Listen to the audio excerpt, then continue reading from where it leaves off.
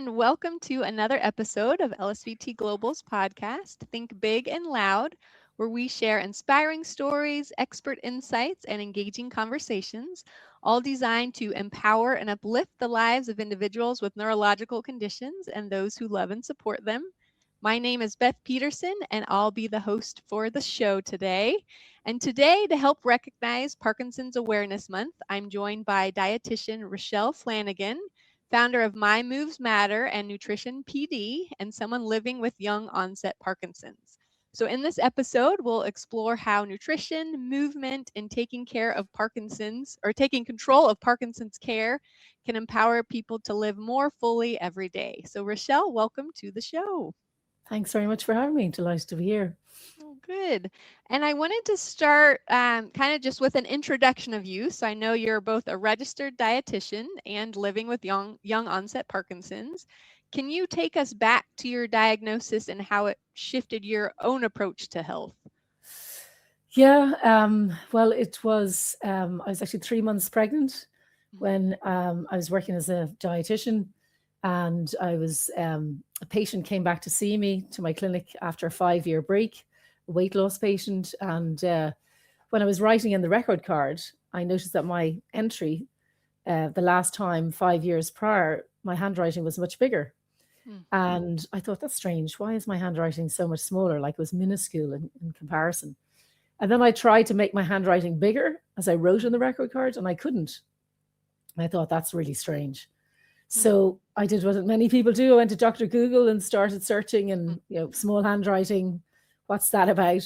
And the thing, a micrographia came up. And no matter how hard I searched, Parkinson's was the main thing that kept on popping up.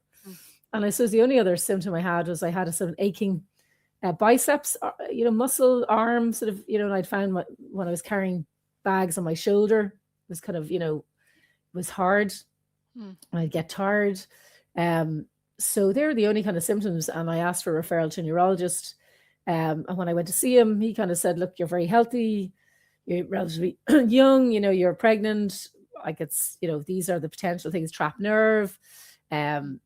He did mention Parkinson's, but he said, look, it's unlikely. We'll do a DAT scan. But of course, because I was pregnant, I couldn't get a DAT scan, and I had to wait until my daughter was finished breastfeeding, which was another 7 months after the pregnancy, before I could get a DAT scan.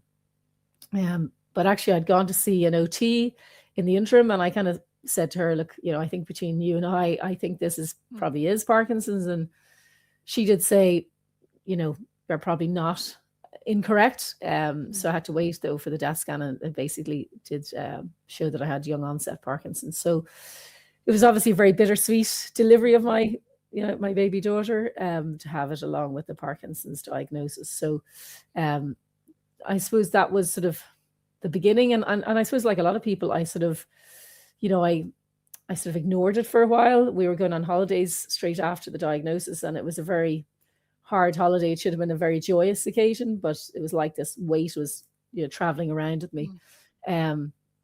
So I suppose, as a dietitian, I've spent years, I'm 21 years registered dietitian this year, and I spend a lot of my time advocating for people to get access to good dietary care for various different chronic conditions. And I was the president of my professional body in Ireland, and had done a lot of advocacy around, getting access to nutrition care. And I suppose, I also hid my own diagnosis for 2 years because I didn't have a tremor. So I was able to kind of keep it under wraps. But I had a fear of people's judgment, of me. And I thought my clients might, see me differently. I thought my colleagues might see me differently. And it was actually then I went to the World Parkinson Congress in Kyoto in 2019. And there were so many other young onset women there, because I was saying there must be others like me. And it was thanks to Parkinson's Ireland who, gave me a grant to go to that conference. And I saw lots of people advocating, and I thought, okay, I've advocated for many years, and also I have celiac disease, and I've been on the board of the Celiac Society in Ireland, did a lot of advocating for that. So I thought, why am I, not advocating for this condition? And I really believe in the power of sharing your story and tackling conditions head on, not letting it dictate your life, but trying to to understand it the best you can. And that's what I would do with, clients in terms of understanding the condition means that they, tend to do better. So I suppose, I used the same approach, but it took me 2 years, before I kind of felt comfortable to say, right, I'm going to start telling people. And ironically, it was actually a private dietitian group that I'm in. And one of the dietitians put in a message saying, there's a young onset person with Parkinson's, does anyone work, with this client group? Because I only work with more advanced. And I thought, okay, I need to tell them that this isn't the case. People need to be seen, early, late, early onset, advanced. It's really important that they get to see a dietitian. And that's how I came out per se. And actually I did an education session for my colleagues to bring them up to speed, so they're much more aware now of the needs of people with Parkinson's from a dietary point of view. So then was there like a specific moment when you thought, I need to build something different for people with Parkinson's? Maybe the spark for your programs, My Moves Matter and NutritionPD? Yeah, well, I suppose it really started with my own sort of personal experience initially around the impact of my hormones. So basically, I noticed when I started menstruating again that my symptoms got worse the week before my menstrual bleed. And actually, there was two friends that I, met in Kyoto, Sripati and Cat Hill. And we sort of kept in contact after Kyoto. And we started to realize that, we were noticing the same thing, that the hormones were impacting us. And we kind of realized that this wasn't really something that was being focused on enough. So we co-founded the Women's Parkinson's Project, which literally was a website to sort of raise the voices of women with Parkinson's and our needs, both from a care point of view and also research point of view. And as part of that, we developed a survey to actually ask women, did they notice any changes around their menstrual cycle and around perimenopause? And we sent that out through the PD Avenger network and, broader.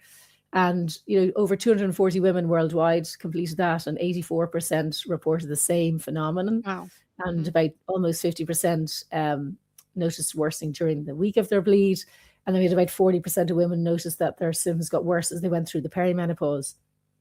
So that was kind of like the aha moment, because with my scientific kind of hat on, I went and looked at the research, and we know that estrogen drops before the menstrual bleed.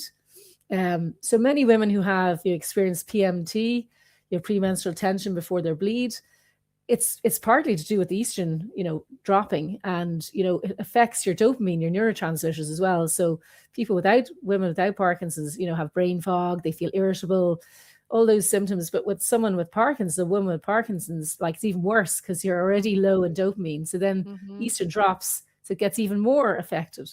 So that really was the aha moment.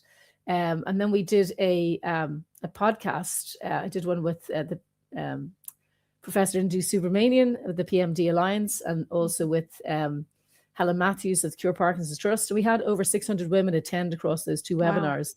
And we realized there was huge issues for women, not just around the menstrual cycle, but around fear of dementia, fear of living alone, bone health, weight loss, lots of things. So we put a paper together on the unmet needs of women with Parkinson's.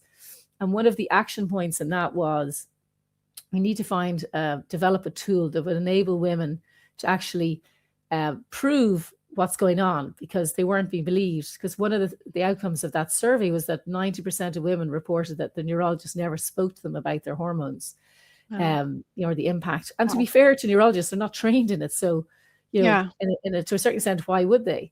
But there was a complete sort of disconnect between women and Parkinson's, and us being not just small men, we're different.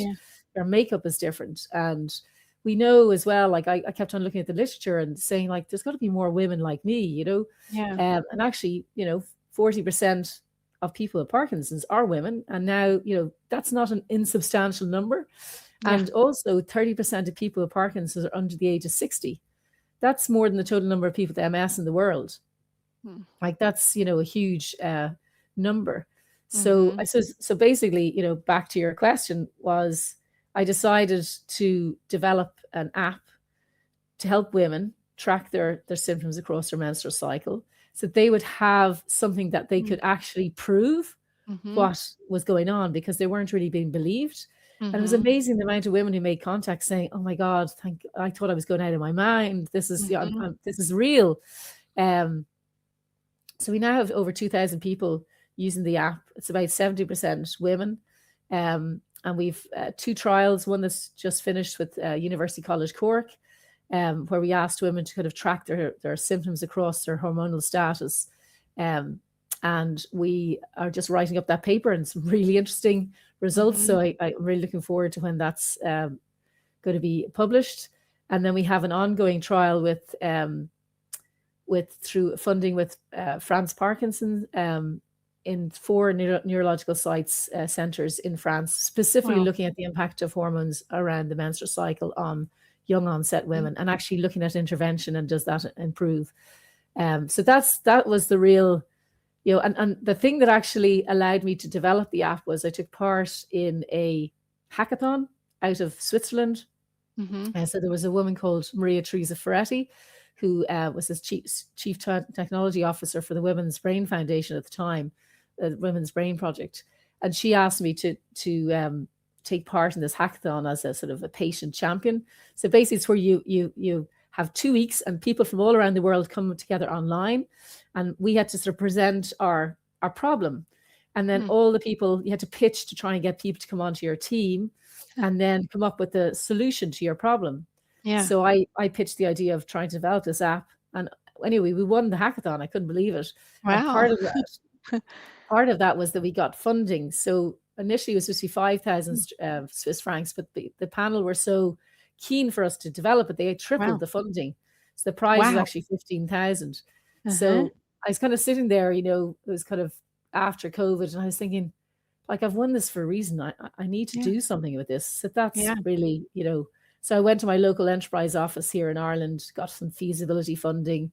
I took part in a startup program which had funding. So it helped us build the app. So that's basically where it all started from. Wow.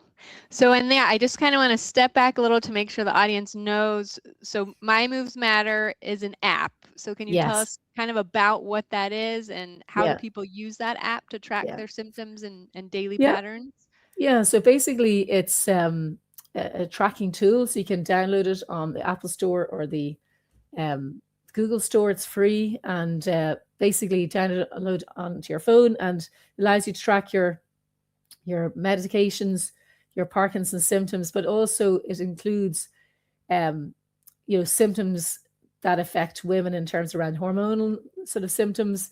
It also, in terms of medication, includes the pills, the various different hormonal contraceptives, HRT, and then in terms of your um, so the medications, the symptoms, it also allows you to track exercise as well. And it also allows you to track your menstrual cycle, so you can enter the days of your menstrual cycle. So it's the only app in the world that actually looks at the correlation between neurological symptoms and the menstrual cycle at the moment. And it's the only app that's been used in a global study Wow. to look at that, which is kind of mad, really. But also the other key part of it is we wanted to make it neuro friendly in terms of big buttons, so it's easier to interact with. Yeah. And also we have voice and video logging. So, if you're finding it hard to type, you can actually do a Oh, video or voice log, so yeah. that you can, so people can basically, what I say to people is, like, tracking all the time is hard work. But, as a dietitian, like, we would often use food diaries, in terms of, and we'd use those at particular times. So if you start a new medication, use the app to track, how do Yeah. your symptoms, do they improve? Do they get worse? Does it make a difference? Does it not? Or Mm-hmm. if, for example, you're going to start a new diet or something, again, you could track it and see, well, does this improve my constipation? If I add, linseeds in every day, extra water, does that improve my bowel movement? So you can track it to see. So I think that's the Yeah. power of the app, is Mm-hmm. that you can use it to actually see if there's changes or not. And also Mm-hmm. from a point of view with your neurology appointment, like, neurologists can only work with the information you give them. Right. So if you're getting worse dyskinesia, for example, you can take a video of it and actually show that it's associated with when I separate my meals from my medication, that can worsen people with dyskinesia because you get more levodopa absorbed. So you might be able to log that and show your clinician or your neurologist, this is what happens when I do this. Mm-hmm. And that allows them to actually then have something concrete to work with. Mm-hmm. Yeah, so it's neat. So it sounds like it's going to help you when you're at your neurology appointments because you can show the data, but then also Yeah, personally, as you just kind of look through your own data, you can see, how things are affected based on changes yeah, that you make. And so that's yes, that's great. So it works both ways. yes, And yeah. then so for clinicians, like I'm a speech language pathologist and I work with physical therapists, occupational therapists. How can we recommend the app in our own practices? Yeah, well, I mean, again, it's like, for example, when you talk about speech therapy, I've got speech therapy. I've had my own journey with that. I have stage 1 dysphagia, because it was something that I felt I had a kind of globus problem, this sort of feeling of always having something stuck in my throat. But from a Mm-hmm. speech point of view, I always had problems with a kind of croaky voice, hoarse voice. Um, so actually, when I did some of the exercises with the speech therapist, I was able to, take some of those because we have audio and video on the Oh. app.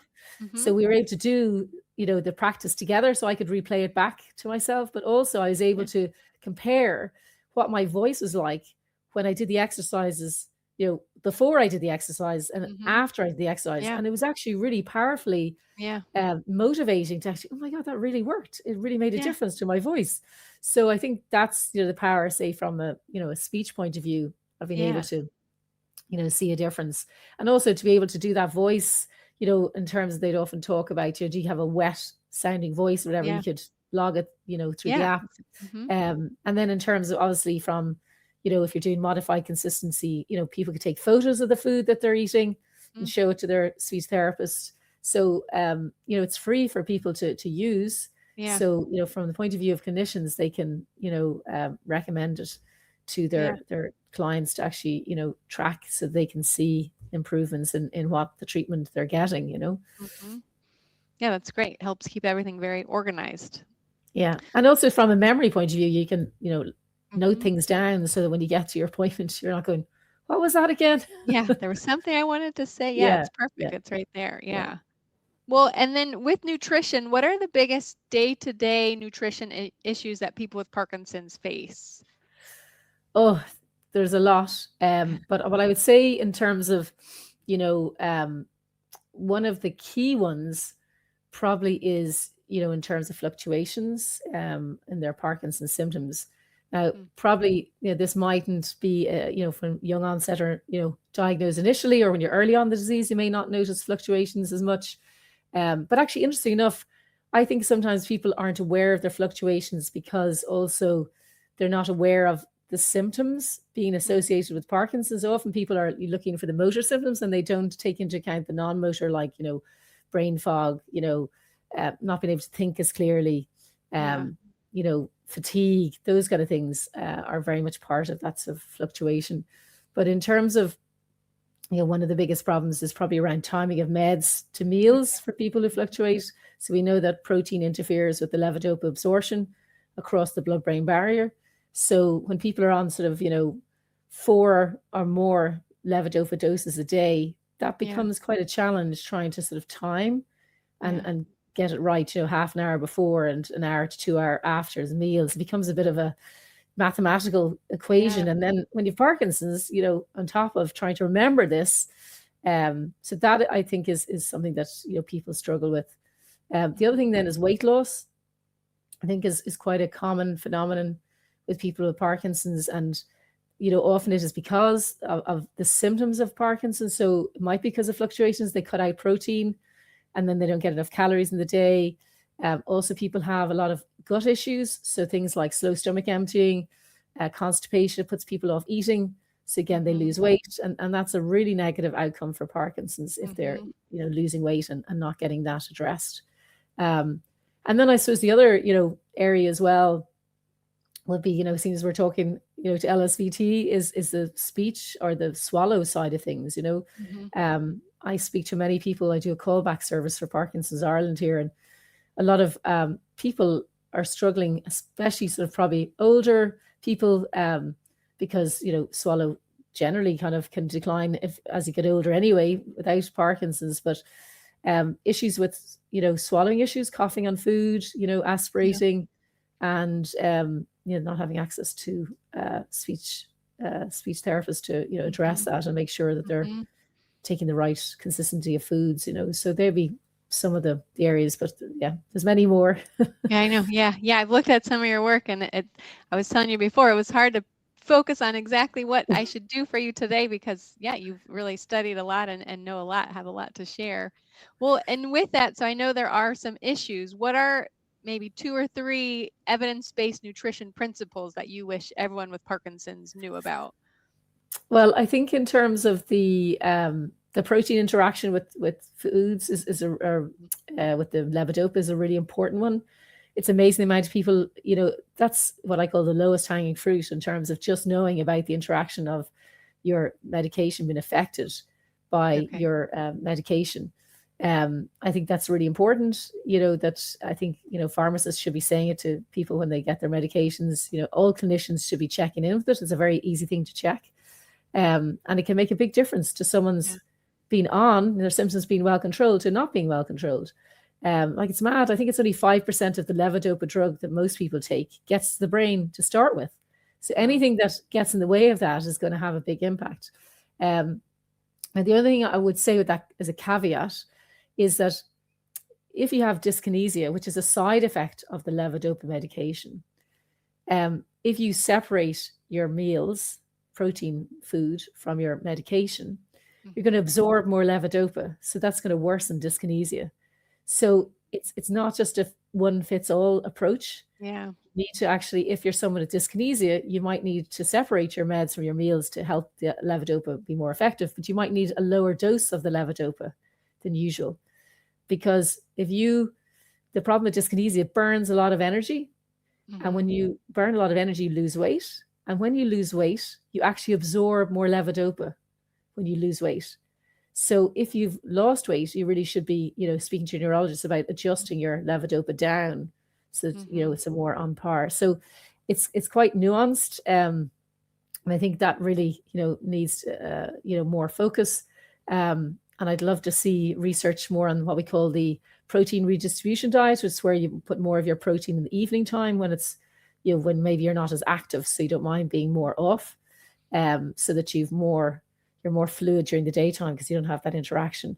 But again, Yeah. if you dyskinesia, that could make your dyskinesia worse because you're Mhm. someone who absorbs, more readily your levodopa. So that's, I think is quite, like, if there's any other condition, you would have, proper guidelines around that. But within nutrition and dietetics, there's not enough research done. Yeah. And there are actually low protein foods that are used for different metabolic conditions, that could be used in Parkinson's, so that people make sure that they get enough calories in the day without Yeah. having too much protein. Mhm. But, it's not been used for Parkinson's. But I have been trying to approach, as a company called Nutrition Ireland, who produces these low protein foods, and you can get them off prescription.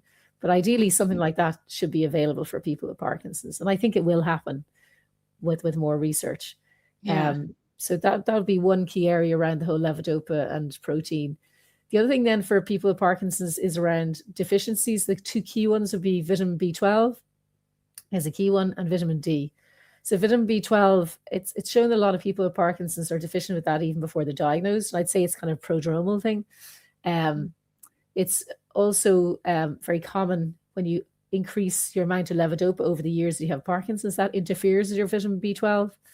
And vitamin B12 deficiency can actually mimic a lot of the Parkinson's symptoms. So it can make you feel low in mood, it can make you anxious, it can give you weak muscles, more prone to falls, it can give you neuropathies, pins and needles in your hands and feet. So these can, often people think they're getting worse than Parkinson's, but it might be Yeah. that they have an underlying Mm. vitamin B12 deficiency, and fatigue is a Mhm. huge flag for that. Um, so that's one that I would get checked annually. And then the other one would be vitamin D, from the point of view of, again, people with Parkinson's, a high level of osteoporosis and osteopenia, and obviously we're prone to fall risk, which means fractures. So you want to, avoid fracturing bones as much as you can, because Yeah. if you're incapacitated by a fracture, you know, not being able to move for Parkinson's is not a good thing for our function. Yeah. So you want to protect those bones. So people, again, need to have their vitamin D levels checked, and ideally be on a vitamin D and calcium supplement to make sure, because you need vitamin D to absorb your calcium, and you need your calcium to kind of keep your bones strong. So that would be another thing that I think is underutilized. And like when I work, with when I worked in the area of celiac disease, we would have like a checklist that people would get certain things checked on an annual basis. And people should also get a DEXA scan, which checks for whether they have weak bones or not. And women who are postmenopausal have a much higher level of osteoporosis, so they should be automatically referred for a DEXA scan to check their bone density. So there's a lot of these things that I call low-hanging fruit that should be just automatically done for people with Parkinson's. And then weight, again, I would be very much encouraging all clinicians to weigh people with Parkinson's to check for any unintentional weight loss, because that has a big impact on your strength. So to be able to do, there's no point in doing all this exercise if you actually haven't got the energy to, and you're losing weight from it. And I see that with quite a lot of young onset, which, obviously everyone's sort of, there's no cure. So you focus on the things that you can control, and exercise is one of those things you control. And everyone's talking about exercise can slow progression. And at the moment, we don't have the evidence to actually prove that, but it's certainly hugely beneficial for our symptom control. And there's certainly evidence beginning to indicate with exercise. But people are doing high intensity, a lot of exercise, and they're not actually meeting their energy requirements for that, and they're losing weight. And that actually is what's worse than their symptoms, so it's counterproductive, Yeah. There needs to be that balance there. Well, and then, I would assume people in the audience wish that they could have you as their dietitian, because that's what I'm thinking. You just are this wealth of knowledge. So I know you've created NutritionPD.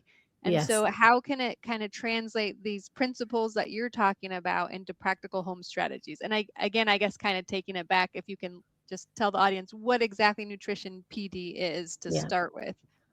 Yeah, well, I suppose from my passion with regard to, the importance of diet for people with chronic conditions, like when I went to the World Parkinson's Congress also to try and get, advice around diet. And I was sorely disappointed there was such a lack of information. And that was because there actually wasn't much out there. And when I researched the area, I realized there was so much that could be done to improve people's lives with Parkinson's through diet, regardless of age or stage. And, I realized as well, in terms of, we did focus groups with my old professor of nutrition in the University of Ulster Coleraine. We did it during lockdown. We did focus groups with people with Parkinson's to actually identify what the issues were from a nutrition point of view. And my professor and the other researchers just were absolutely shocked at the problems people are experiencing and the lack of access to care. And we also did, there also was a study done in Ireland that showed that 8 out of 10 people with Parkinson's didn't have access to a dietitian. And that pretty much is across the globe. So I kind of thought to myself, how do I get this information out there to people to bridge that gap? And that's when I came up with the idea of, we'll develop online nutrition programs. And so what we've done is we started with the first one around the Mediterranean diet, because people always ask, what diet should I eat? And there's no specific research to say this is the diet for Parkinson's, but the one that probably is the closest is the Mediterranean diet in terms of showing benefit for people with Parkinson's, because it's kind of an anti-inflammatory diet, and it's shown that Parkinson's definitely has a lot of inflammation involved in it. So we developed the evidence behind it. We tailored it specifically for people with Parkinson's, based it on the nutrition guidelines, and it ties in with around symptoms of Parkinson's, around the levodopa medication. It helps to focus on things like constipation, which is a big problem for people with Parkinson's. Helps, we know the Mediterranean diet helps with mood. So manifold, benefits. So that's where we started. But I suppose one core thing was we actually have the program is delivered by an avatar. So we deliberately did that because I was trying to find a way to scale access to the information, quickly. And we want to ultimately try and personalize it so that, if it was an Asian woman, we'd have an Asian woman perhaps delivering the content, and the content would be adapted to an Asian audience. That's the ultimate vision.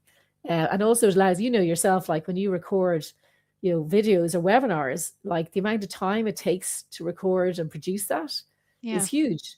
Yeah. So by using the online avatar, we're able to actually produce it much quicker. Mm-hmm. So that's kind of where we started from. So, and we did an initial pilot thanks to innovation funding from Parkinson's UK. And the pilot was very successful over 3 weeks. And we only did it as a market test pilot to see what people thought of the concept and how they Yeah. accepted the avatar and the videos, etc. And it was overwhelmingly positive. But actually, Wow. we started to see people were improving things like their constipation. We thought, oh, that's interesting. Yeah. So we got further funding from Parkinson's UK to have 90 people with Parkinson's who couldn't otherwise afford it do the program. So they're going through it at the moment.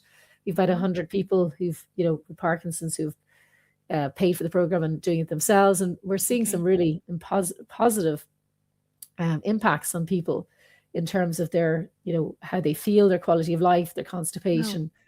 And then we subsequently also developed a gut health for Parkinson's program because, again, that's probably the other big area that people are struggling with. So that covers things like constipation, gastroparesis, slow stomach emptying, reflux, SIBO, H. pylori, dysphagia, all the things that affect the gastrointestinal, the gut, basically, in Parkinson's. And again, we've seen some really positive improvements in people's how they feel using the program. And there was one woman who actually said that, she basically couldn't get out of the house because she had such problems with her bowels. And after doing the program, she was able to re-engage with normal life again. I mean, that's what it's all about. That's why we do what we do, so that's really was the driver, was to try and actually put the power back into people's hands because they're not getting the information from their neurologist. They don't see the neurologist maybe once a year. They don't get to see a dietitian. Yeah. So that was the motivation behind it, was to actually help people help themselves. So NutritionPD, the programs are like online courses delivered by that avatar. So what do people get when they purchase one of those courses or programs? So basically, at the moment, it's 100 sterling is the kind of price point for it. It's for 3-month access to the program, and they get access to videos. So there's several videos which we have put together. They're interactive. The avatar just sort of delivers the voiceover for it. Then they get the content in terms of the key sort of points out of it. They also get resources like recipe books, fact sheets, specific to different topics in the program. And also, as part of the program, we do a live webinar each month with registered dietitians. They can ask other questions. We speak about different topics, but also there's a chat support group that they can ask questions directly of the live dietitians as well. So they can get their questions answered around their concerns with the program in terms of the content. If they want to ask questions, but also if they have other nutrition questions, they can ask through the chat support group as well. So that's what they get. Yeah, so pretty comprehensive then. Yeah. Well, and then do you have, I guess you've kind of touched on this a little, but I was going to ask if you have any, you could share a few realistic nutrition changes that listeners could make right away.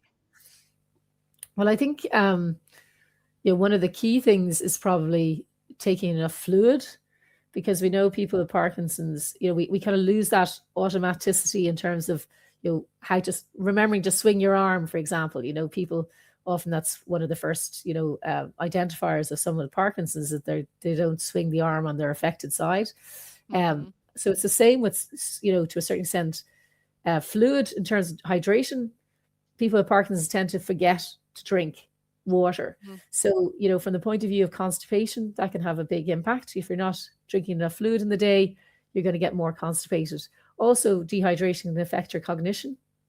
So in terms of your thinking ability is affected if you're dehydrated.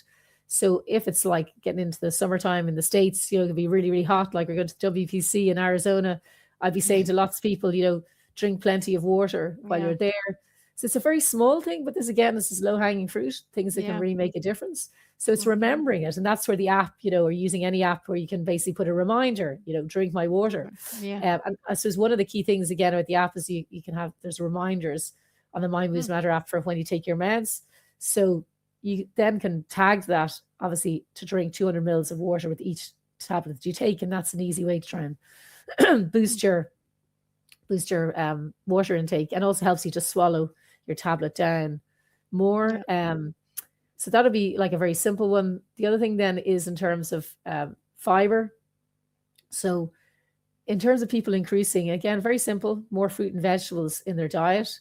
They are what I call nature's multivitamins. They are packed with lots of antioxidants that are anti-inflammatory, but also they contain insoluble or soluble fiber, which helps your stool to kind of a more gel consistency. So it makes it more easy to pass a stool, pass a poo.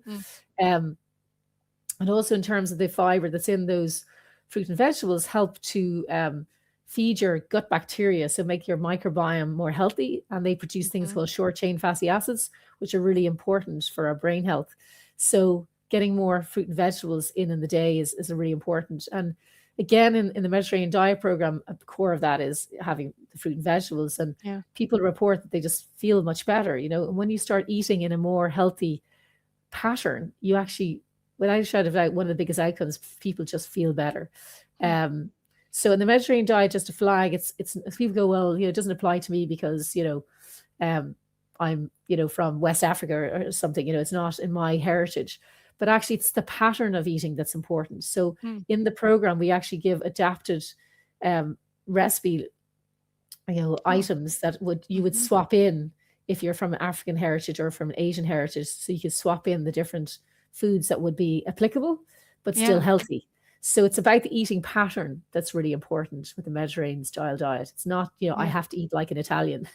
It's the similar principles. So that would be another thing that I would encourage people to follow. Yeah. Wow. Yeah. Well, thank you. This is very helpful advice. Well, I'll just have a few questions in closing here. So if you have someone maybe that's newly diagnosed in the audience, what would you want them to know?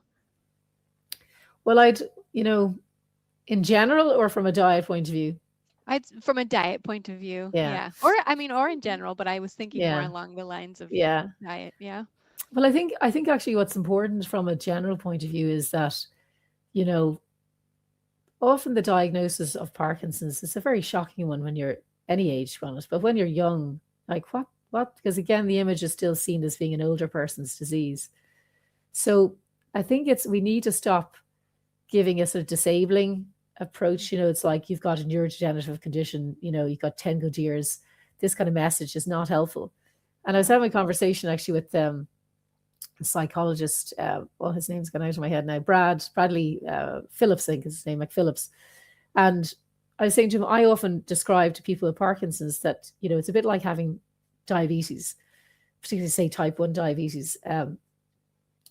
It's a progressive condition, but it's not described like that when you're diagnosed with it, but it's more enabling. So you're told, okay, you need to take your insulin. So it's a bit like Parkinson's. We're deficient in levodopa or dopamine, so we need to take our levodopa, like someone with, diabetes has to take their insulin. But they're also told that they need to exercise and eat well, or else they will lose a leg or amputate, or they'll lose their eyesight, because, if you've uncontrolled blood sugars, it can have negative impact. So similarly with Parkinson's, it's up to people to be told that this is something you can manage, and these are the things you need to do to manage it. So I suppose, for people not to think this is the end, that actually there are things that they can take control of and actually manage and live well. I mean, I know many people with young onset Parkinson's, 25 years plus, Sonia Mather, Matt Eagles, there's many who are living well with Parkinson's. So that would be, I think, is really important, because when you're diagnosed first, it's very hard to change things when you're in this denial place. Yeah. So to be able to accept it and actually say, I'm going to start taking action against it, that's when change happens. So there's no point in me telling someone, follow Mediterranean diet when they're in this denial, absolute shock phase. Yeah. So I think it's really important that people get to a point of acceptance, and then that makes change much easier.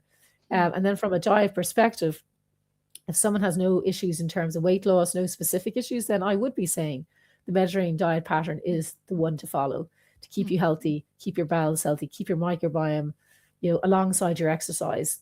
That would be the perfect package. But obviously with Parkinson's, that's not always the case. So if people have dyskinesia, they're going to need, different. If people have gastroparesis, then the Mediterranean diet won't be appropriate because too much fiber can actually worsen gastric slow stomach emptying. So that needs more, tailored personalization. So, and if someone's underweight, if they're young onset underweight, they really need to get on top of that as their priority and not go off and start mad diets like intermittent fasting or, ketogenic diet when they're underweight and they've dyskinesia. That is not the time to be trying to do these, diets that aren't evidence-based. Mm-hmm. Wow, you really are a wealth of information. This is really great. If listeners could take away just one message from your work, what would you hope that it is? I think that, that they realize that diet and nutrition is a really important part of their toolkit to manage their Parkinson's, and to ask for a referral to a dietitian, to ask to be weighed, to discuss with regard to their levodopa, medication, with regard to their food, and if they have, problems with dyskinesia, not to be afraid to bring up the question and push. And also, one of the issues that's come across is, some people have seen a dietitian have sort of said, well, she wasn't that helpful because she didn't understand Parkinson's. But I think part of that problem is because people aren't getting referred. Yourself as a therapist, you're only trained if there's a demand for the service because, but if people aren't aware, so not to give up, to really push to get that care that they really deserve, because I've seen it make a big difference in people with Parkinson's. I'm very passionate that diet is an underutilized tool within the Parkinson's world. So that's what I would say is, and not to, be going onto the internet and, if they're looking at stuff, make sure it's evidence-based. Yeah. That's really important. And that's part of the problem. There's only 2 dietitians per 100,000 people in the world. So there's no wonder people are going on the internet to find all sorts and everyone's going to sell you something, it's not, it's either going to be an influencer who's to tell you to follow some, wacky diet, or someone who's selling a supplement. There's always a reason behind why they're selling some kind of unorthodox approach. But the people who sort of follow the evidence-based guidance tend to do better, I think. Yeah, well, that's great. Well, thank you. Very helpful tips there. And then lastly, where can people learn more about My Moves Matter and NutritionPD? Yeah, well, on our website, so there's mymovesmatter.com and nutritionpd.com. And also on YouTube, we have a My Moves Matter channel. So I have a number of, videos around women with Parkinson's there. And obviously some of the webinars they've done, on diet and Parkinson's are up there as well. So people can, watch them back. And obviously in terms of on the Nutrition PD, the programs are there if people want to sign up to them. The March program is still open till the end of this month. And then we'll have another program opening in April. So they'll be rolling. Yeah. Okay. Well, thank you. Well, and I'll make sure to, in the show notes, put those websites so that people can easily click those links to get there. Thank you very much. Yeah. Well, thank you. I'm just going to wrap up with some final credits. So again, a big thank you to you, Richelle. Thank you for taking your time today and sharing some of your wisdom and expertise with us. We really appreciate it. And then again, I'll put those links for the My Moves Matter and Nutrition PD, and then the YouTube channel where they can find more information. I also just want to point out our theme song that listeners hear at the beginning and end of the episode, and that's called Think Loud for Parkinson's by Kindred Spirit and Leo Sayer. And that was a song and video that were inspired by LSVT Loud speech treatment and developed to raise awareness for Parkinson's worldwide. And it's available for download and streaming on all major music platforms, with proceeds benefiting the UK charity Cure Parkinson. So I'll also link that video in the show notes.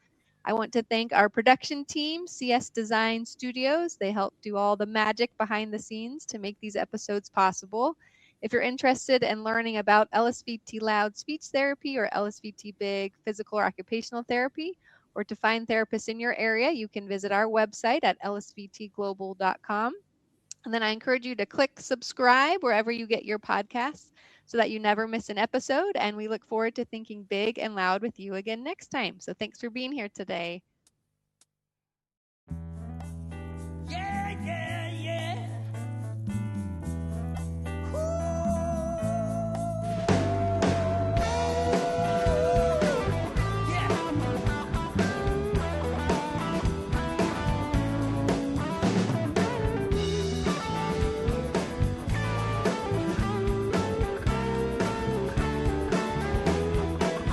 speak up.